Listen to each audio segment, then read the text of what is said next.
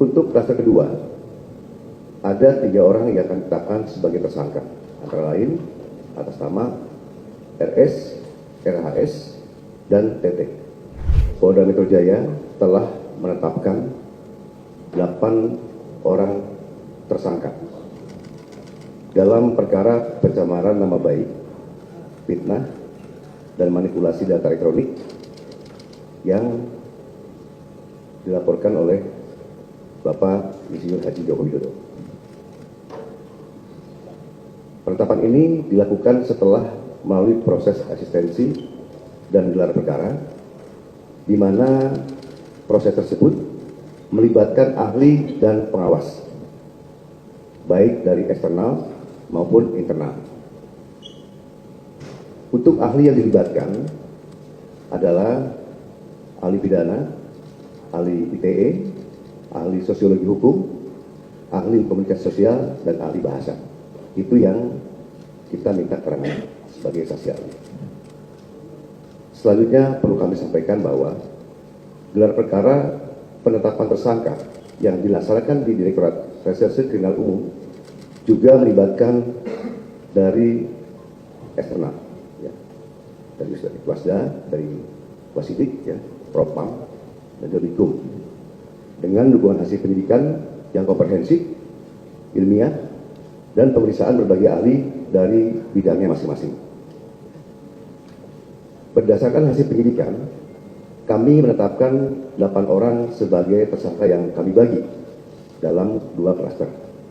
Antara lain, 5 tersangka dari klaster pertama, yang terdiri atas nama ES, KTR, MRF, RE, dan DHL. Untuk klaster kedua, ada 3 orang yang akan ditetapkan sebagai tersangka, antara lain atas nama RS, RHS, dan TT.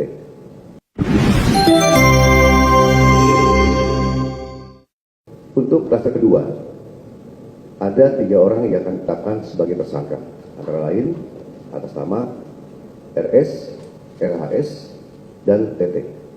Polda Metro Jaya telah menetapkan 8 orang tersangka dalam perkara pencemaran nama baik, fitnah, dan manipulasi data elektronik yang dilaporkan oleh Bapak Insinyur Haji Joko Widodo.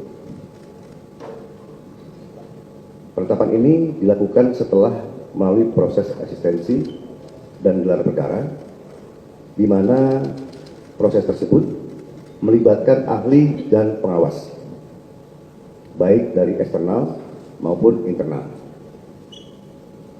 Untuk ahli yang dilibatkan adalah ahli pidana, ahli ITE, ahli sosiologi hukum, ahli komunikasi sosial, dan ahli bahasa.